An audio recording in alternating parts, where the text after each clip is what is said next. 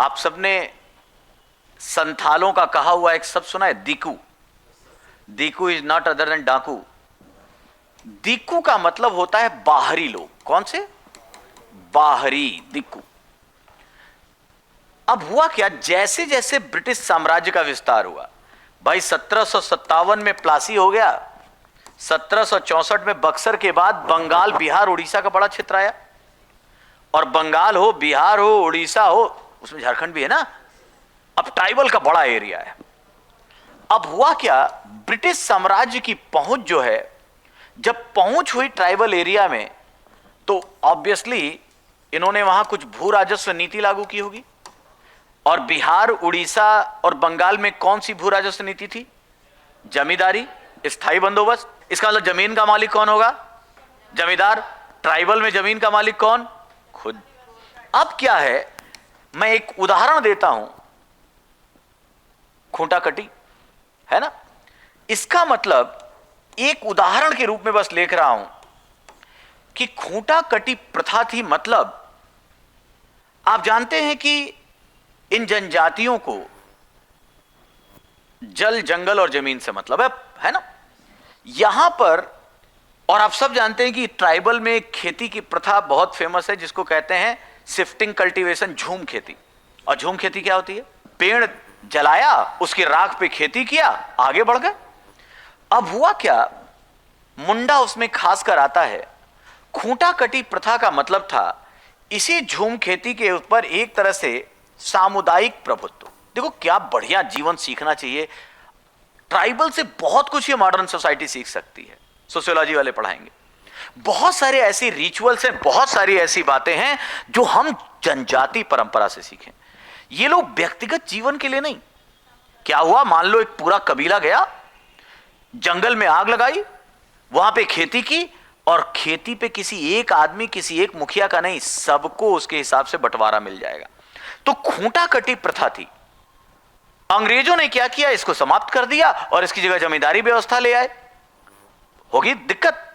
तो भू राजस्व का आना, पुरानी प्रथा का तोड़ना। तीसरा चीज, नए वन कानून आ गए। क्या वन कानून आएंगे, और जो फॉरेस्ट लॉ है वो कहेगा आरक्षित वन क्षेत्र है, यहां पर तुम घूम नहीं सकते, पेड़ नहीं तोड़ सकते, काट नहीं सकते लकड़ी। और जबकि प्राकृतिक संसाधनों पर जनजाति अपना नेचुरल राइट मानते थे, वन कानून आ गए, उससे खिलाफत हुई। साथ ही साथ बाहर के ठेकेदार और साहूकार लाकर बसाए जाने लगे इनके। और जब ठेकेदार और साहूकार आए और इन लोगों ने जनजाति, मासूम जनजातियों का शोषण करना शुरू कर दिया हर रूप से। और इसी में आप सब जानते होंगे विचारों से बेगारी कराई जाती थी। क्या आपने कभी शायद देखा हो, जब बैल, उस समय ट्रैक्टर नहीं था, जब बैल नहीं होते थे तो कई महिलाओं को या पुरुषों को, जनजाति, उनको हल में जोत दिया जाता था। वो हाल था बेगारी का। मतलब अगर आप सही में वो उस समय का शोषण देखेंगे तो आपको बहुत घृणा होगी ऐसे लोगों से। और ये बेगारी प्रथा जो है वहां पे आम हो गई। और ऐसे में यही नहीं, एक और चीज होती है, मैं सबका टोटलिटी बता रहा हूं, आबकारी नीति। आप जानते हैं आज भी छत्तीसगढ़ और झारखंड में एक अपनी नेचुरल उससे फर्मेंटेशन, भाई इतने सारे जो प्रोसेस हैं, मिथाइल अल्कोहल, एथाइल अल्कोहल है ना, एथेनॉल को ही तो मिल नहीं करते हैं, और मिथेनॉल ज्यादा हो जाता है तो फिर इंप्योरिटी और मौतें होती हैं। अब यहां पर लेकिन आबकारी नीति आई, महुआ बिनने से रोक दिया गया, इससे भी दिक्कत हुई। और साथ ही साथ एक और बड़ी चीज थी, वो था धार्मिक और सांस्कृतिक हस्तक्षेप। धार्मिक और कन्वर्जन पर आप देखिए, आज भी आप देखिए, अगर हम नॉर्थ ईस्ट अपने स्टेट को लें तो वहां की हालत आप जानते हैं ना, लगभग ट्राइब सब क्रिश्चियन हो चुके हैं, कन्वर्जन। 2-3 राज्य, नागालैंड ले लो, मिजोरम ले लो, आपको आश्चर्य होगा, पूरी तरह से क्रिश्चियनिटी है धार्मिक आधार पे।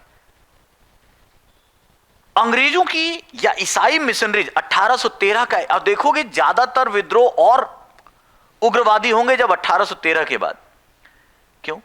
क्योंकि 1813 के एक्ट से ईसाई मिशनरियों को भारत आने दिया गया। इन ईसाई मिशनरीजों को सल्यूट इस बात का है कि जंगल दूर पहाड़ों पे जहां कोई आम आदमी नहीं जाता था, ये लोग वहां गए और वहां जाके इन्होंने दो चीजें की, शिक्षा और अस्पताल। इस देश में मच्छर काटने से लोग लाखों की संख्या में मरते थे, कम से कम वो थेरेपी शुरू की। लेकिन ये बात अलग है कि ये सेवा भाव केवल ऐसा नहीं था, उन्होंने सेवा की और साथ में मतांतरण कराया। आज पूरा नॉर्थ ईस्ट, इसी तरह आप झारखंड उड़ीसा में जाइए तो कहने का मतलब इस धार्मिक, और खासकर जब बिरसा मुंडा खुद क्रिश्चियन हो गए थे, जर्मन स्कूल में पढ़ते थे, इतने प्रभावित हुए कि उन्होंने ईसाई धर्म अपना लिया। फिर एक गुरु मिले वैष्णव, तो फिर से वापस आ गए। और इन्होंने ही जब बातें की और क्या कहा, पैगंबर प्रथा कैसे आती है उसको देखा, तो कुल मिलाकर ऐसे कई पहलू थे, लेकिन कुल एक ही लाइन में कि उनके प्राकृतिक अपने आप में जो प्रकृति के साथ जीवन जीने की जो आदत थी, उसमें जब हस्तक्षेप और हर चीज पे हस्तक्षेप किया जाने लगा तो ये विद्रोही हो गए। और जैसा मैंने कहा कि हर तरह का शोषण इन ठेकेदारों, साहूकारों और बाहरी लोगों ने करना शुरू कर दिया। ठीक।